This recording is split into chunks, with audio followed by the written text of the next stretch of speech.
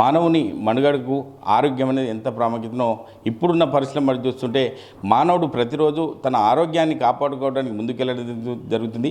అందులో భాగంగానే ఈ యొక్క డెంటల్కి సంబంధించిన సౌత్ ఆఫ్రికాలో మెడికల్ సైన్స్ సంబంధించి రువాండాలో ఉన్నటువంటి మెడికల్ ఎగ్జామినర్గా వెళ్ళినటువంటి అరవింద్ డాక్టర్తో మనం ఉన్నాం. సార్ చెప్పండి, అంటే మీరు ఇటువంటి అవకాశము ఈ యొక్క దేశానికి దక్కడం వల్ల ఏం చెప్తారు ఆ విషయంలో మీరు?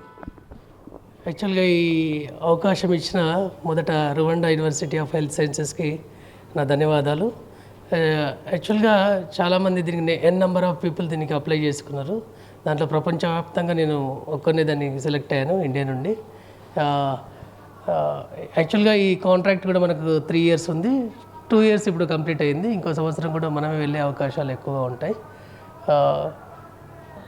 మోస్ట్ ఆఫ్ ది టైం ఏంటంటే మనకు ఈ ఇండియాలో ఉన్న స్టాండర్డైజేషన్స్ బయట ఉన్న స్టాండర్డైజేషన్స్ మనకి ఒకసారి కంపారిజన్కి మనకు వీలే ఛాన్స్ ఉంటుంది, మనం అంటే డైరెక్ట్గా చూడడం వల్ల. సో దీనివల్ల మన దగ్గర ఏమైతే ఇంప్రూవ్ చేసుకోవాలి, మన దగ్గర ఎలా దంత వైద్యాన్ని ఎలా ఇంప్రూవ్మెంట్ చేసుకోవాలి, ఎక్కడెక్కడ అడ్వాన్స్మెంట్స్ మనం తీసుకురావాలి, మన ఇంకా ఏ రకంగా ముందరికి వెళ్ళాలన్నట్టు మనకు ఈ అవకాశం ద్వారా మనకు తెలుస్తుంది. యాక్చువల్గా అక్కడ దాదాపుగా 46 మంది విద్యార్థులను మనం స్క్రూటినీ చేసాము. Final year end cycle exam అంటారు దాన్ని అందరూ వెల్ పర్ఫార్మేషన్ ఉంది వాళ్ళకి. తర్వాత కొంచెం ఏంటంటే కొన్ని సబ్జెక్ట్స్లలో వాళ్ళది పర్ఫార్మెన్స్ చాలా ఎక్కువగా ఉంటుంది కంపేర్ టు ఓరల్ సర్జరీ, తర్వాత ఎండోడాంటిక్స్. ఇలాంటి ఆ దేశం ఏంటంటే దాదాపుగా ఒక బీడిఎస్తోనే గ్రాడ్యుయేషన్తోనే తన డాక్టర్స్ అన్ని ట్రీట్మెంట్ చేయాలి అనేది వాళ్ళ ఉద్దేశం. ఎందుకంటే వాళ్ళకి ఎండిఎస్ ఫ్యాకల్టీ ఈ రోజులలో వాళ్ళకి తక్కువ ఉంది. సో గ్రాడ్యుయేషన్తోనే వాళ్ళ సొసైటీకి వాళ్ళు హెల్ప్ చేయాలని చెప్పేసి ఉంటుంది. అక్కడ కంపల్సరీ ఇంటర్న్షిప్ అని చెప్పేసి ఉంటుంది. సో కంపల్సరీగా సొసైటీకి కానీ వాళ్ళ దేశానికి కానీ 2 years సర్వీస్ ఇచ్చిన తర్వాతనే వాళ్ళు ముందరికి వెళ్ళడం జరుగుతుంది. అంటే ఇప్పటి వరకు 2 times కూడా ఎగ్జామినర్గా వెళ్ళి దిగ్విజయంగా ఇండియాకి రావడం జరిగింది. అదే మీకెందుకు అవకాశం వచ్చింది ఆ విషయంలో? యాక్చువల్గా నేను కూడా అనుకోలేదు. దాదాపు 250 నుంచి 400 మంది అప్లై చేసుకున్నారు దానికి. ఫస్ట్ స్క్రూటినీలో దాదాపు 16 మందిని ఇంటర్వ్యూకి పిలిచారు. 16 మందిలో నేను కొన్ని సెలెక్ట్ కావడం ఇంటర్వ్యూ పద్ధతి ద్వారానే వాళ్ళు సెలెక్ట్ చేసుకున్నారు. మీతో పాటు ఏ దేశాలకు సంబంధించిన వారు సెలెక్ట్ అయినారు, వారు ఎవరు వాళ్ళు చెప్పండి. యాక్చువల్గా నాతో పాటు 3 సెలెక్ట్ అయ్యారు.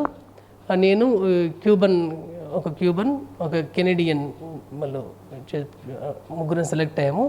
ఆ 3 కూడా ఫైనల్ రౌండ్లో మనం సెలెక్ట్ కావడం జరిగింది. ఓకే, అదే కాకుండా మీరు చూస్తున్నట్టు ఎగ్జామినర్గా వెళ్ళారు, వివిధ దేశాలకు డెంటల్ డాక్టర్కి సంబంధించిన పరీక్షల్లో చూసి వచ్చినారు. దేశంలో ఉన్నటువంటి డెంటల్ విద్యార్థులకు మీరు ఏం చెప్తారు ఆ విషయంలో? డెంటల్ విద్యార్థులకు, ఇండియాలో ఉన్న డెంటల్ విద్యార్థులను చెప్పేది ఒకటే, మనకు చాలా రిసోర్సెస్ ఉన్నాయి. మనం బయట ప్రపంచానికి వెళ్ళినప్పుడు మన ఇండియా ఎంత గొప్పదో మనకు అర్థమవుతుంది. అన్ని రిసోర్సెస్ ఉండి కూడా మనం పదిలంగా అన్నిటిని యూజ్ చేసుకుంటే మనం గొప్ప డాక్టర్స్ అంటే ఈ రోజులలో గ్లోబలైజేషన్ మీకు తెలిసే ఉంటుంది. సో ప్రతి సౌకర్యాలు కానీ అన్నీ కానీ ఇక్కడ అందిపుచ్చుకునే ఛాన్స్ ఎక్కువ ఉంటుంది. ఇంకోటి ఏంటంటే కంపల్సరీగా అక్కడి నుంచి మనం నేర్చుకోవాల్సింది ఏంటంటే దేశానికి సేవ చేయడం. కంపల్సరీగా అంటే సొసైటీ పరంగా కానీ లేకపోతే మనం కంపల్సరీ ఇంటర్న్షిప్ ద్వారా కానీ సొసైటీకి సేవ చేసినప్పుడు ఏంటంటే మన దేశానికి సేవ చేసినట్టు కిందకి లెక్క వస్తుంది. ఓకే, అంటే ఇప్పుడున్న పరిస్థితులు మనం చూసుకుంటుంటే డాక్టర్లు అందరూ కూడా లాభార్జన ధ్యేయంగానే పనిచేస్తున్నట్టు తెలుస్తుంది. సమాజ సేవలో భాగంగా అందరూ ముందుండాలని చెప్పి ఆ డాక్టర్లకు మీరు ఏం చెప్తారు ఆ విషయంలో? యాక్చువల్గా ఫస్ట్ అంటే ఎడ్యుకేషన్ సిస్టమ్ను కంప్లీట్గా మార్చడం వల్లనే ఇది సాధ్యమవుతుంది. నార్మల్గా గవర్నమెంట్ కాలేజెస్ వీటన్నిటిని కూడా మనం ఫీజెస్ ఇవన్నీ నార్మల్గా గవర్నమెంట్ కాలేజెస్లో ఏంటంటే ఫీజెస్ ఇవన్నీ తగ్గుతూ ఉంటాయి. అంటే మనం ఖర్చు పెట్టే విధానం చాలా తగ్గుతూ ఉంటుంది, గవర్నమెంట్ ఎక్కువ ఇస్తుంది కాబట్టి. Most of the time government colleges పెరుగుతాయి. ఇవన్నీ అంటే ధోరణి, అంటే డాక్టర్స్ ఆలోచించే ధోరణి చేంజ్ అయ్యే పరిస్థితి ఎక్కువ కనబడుతుంది. ఓకే, అంటే ఒక సామాన్య కుటుంబం నుంచి వచ్చిన మీరు ఇప్పుడున్న పేదరికంలో ఉన్న వారికి, డెంటల్ విద్యార్థులకు వాళ్ళకి ఏం సూచనలు, సలహాలు ఇస్తారు మీరు? చివరగా కష్టపడి ఇష్టపడి చదవండి. మనము విలేజ్ బ్యాక్గ్రౌండ్లో పుట్టడం అనేది మన అదృష్టం. ఎందుకంటే మనకు బాధ్యతలు, బరువులు, ఆ, ఆ, మన అన్నదమ్ముల రిలేషన్స్ అన్నీ కూడా మనకు ఉంటాయి. సో అదే మనం గైడ్ పాత్గా మనల్ని ఫాలో చేస్తూ ఉంటుంది.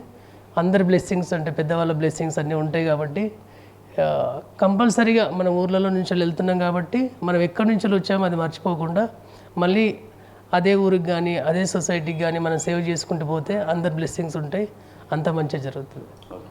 Thank you. ఎంత పెద్ద ఎదిగినా కూడా తన మూలాలను మర్చిపోకుండా ముందుకెళ్ళాలి. ఎందుకంటే ఇటువంటి ప్రపంచ దేశాల్లో నాకు ఇంత మంచి అరుదైన గౌరవాన్ని దక్కడం వల్ల నేను ఎంతో సంతోషం వ్యక్తం చేస్తున్నా.